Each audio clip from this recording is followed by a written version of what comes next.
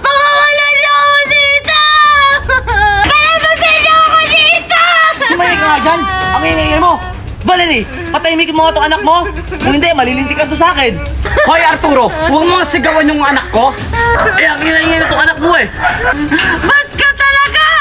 Di ba ikaw yung muntik na kabunggo sa akin? Sana nga tinuluyan ka ng binunggo eh! Akala ko ba Arturo, maganda lahat ng plano mo? Eh lahat naman puro palpak! Eh ako ba talaga yung sinisisi mo? Ikaw talagang sisisihin ko dahil ikaw ang nagplano nito! Tama na! Ang importante, nakuha natin ang anak mo! Magagamit natin siya laban sa kanila! Walang hiya ka talaga Arturo! Pati ba naman anak ko idadamay mo? Anak, patawarin mo ako. Pati ikaw nadadamay na. Pero huwag kang mag-alala. Gaganti tayo! Bitawan mo ako! Hindi na ikaw yung mami na nakilala ko! Mga masasama kayong tao! Tingin nga ang kadamahan nyo! At ikaw, Valerie, magplano ka na sa susunod natin gagawin! Ako na bahala Arturo dahil alam ko ang kahinaan ni Marco. Daddy, anong gagawin natin? Paano natin makukuha si Megan sa kanila? Hindi ko din alam, Junjun. Hello? Hello, sir? Ano? Nakita niyo na ba si Megan? Hindi pa po. Ano? Pero patuloy pa rin kami naghahanap sa kanya. Okay, sige. Balitaan niyo na lang ako. Okay, sige, sir. Daddy, anong balita? Hindi pa rin nila natutuntun kung nasaan sila, Junjun. Dito na lang ako maglalaro ng balon ko.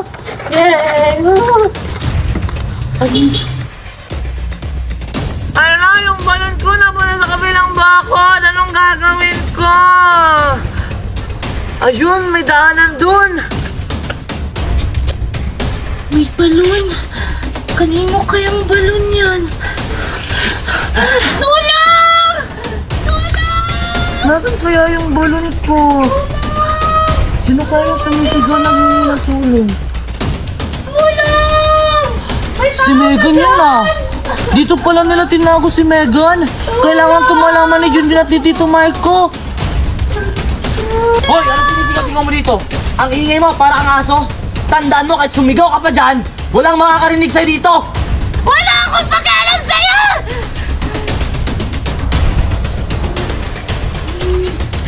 Saan to galing? Hindi ko alam! Hiya ka pala humingi ng tulong ha?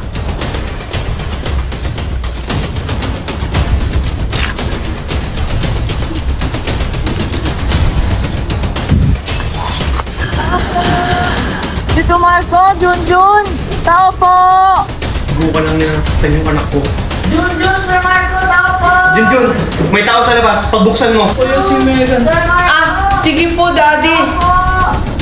Parang siya! Ayun na. Sir Marco! Jun, Tito Marco! Sino yan? Kukoy? Junjun! Oh, Kukoy. Bakit iniingal ka at mukhang kinakabahan?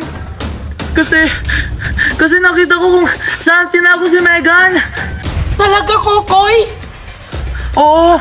Kaya kailangan na tumawag ng pulis! O sige, sige. Daddy! O ano yun, anak? Daddy, si Megan po nakita ni Kukoy kung nasaan. Opo, Tito Marco, nakita ko po si Megan nakakulong! Talaga?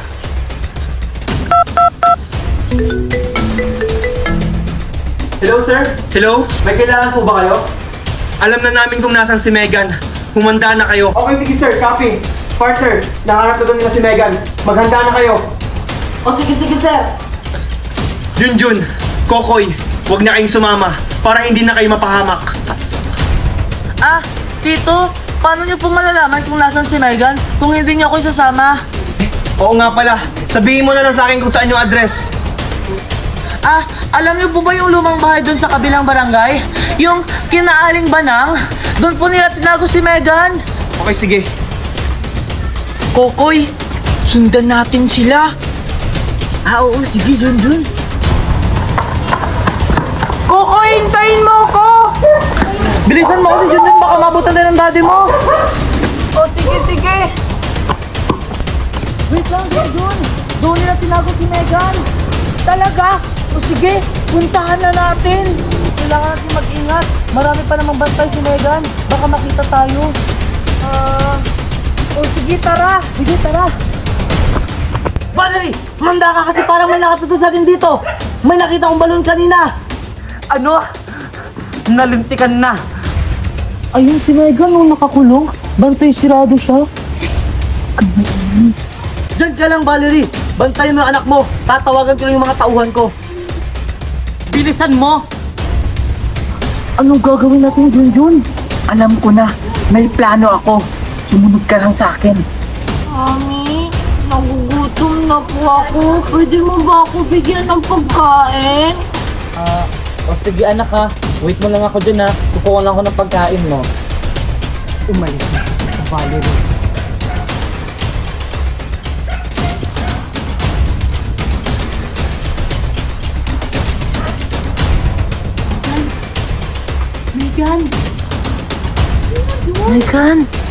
Megan! Junjun! Huwag ka maingay, Megan. Si Junjun! Itakas mo na ako dito. Baka dumating na sila, Mami! Sige. Hirap sa ni Megan.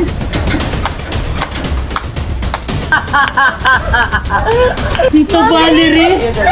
Akala mo siguro, Junjun, matatakas mo si Megan. Nagkakamali ka dahil dalawa na kayo makukulong dyan! Napakawalang hiya mo talaga, Tita Valerie! Ito kasi, nangingialam ka. Hindi sana tayo mapupunta na ganitong sitwasyon. Hindi ka na nangingialam! Yan ang napakaalam mo, Tita Valerie. Ang galing mo dun, Kokoy. Tara na, Megan! Saan mo din, Megan? Tara na, Junjun! Kuya Junjun, wait lang si Mami! Sinabi ka siya, Megan! Tara na, baka mabutan pa tayo dito! Wala ka ng takas, Arturo. Paano nyo kami natuntun? Wala ka na doon. Ilabas niyo si Megan. Napapaligiran na namin kayo.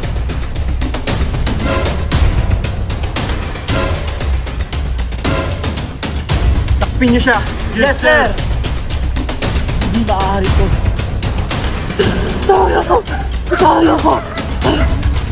Huwag ka nang pumalag, Arturo. Wala ka ng takas. Sige, dalhin niyo yan. Hindi ako papayag! Arturo!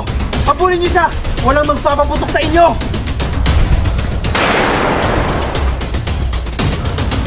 Sino nagpaputok sa inyo? Wee! Ang saya-saya naman itong balon!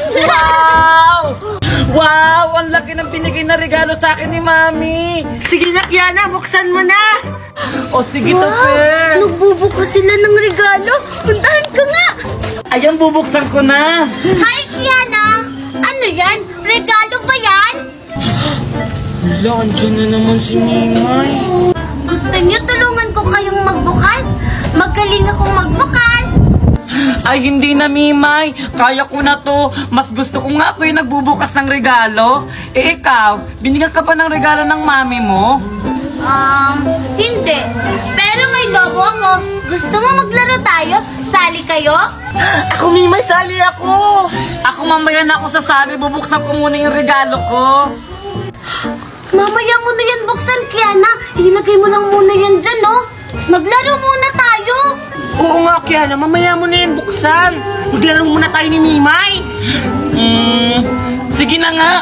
Pero saan ko ito ilalagay? Dito mo nilagay, Kiana. Safe ba dyan to, Per? Oo, safe yan kasi mataas. Walang makakaabot dyan. Sige na, ako na maglagay. Sige. Ayan, okay na. Maglaro na tayo.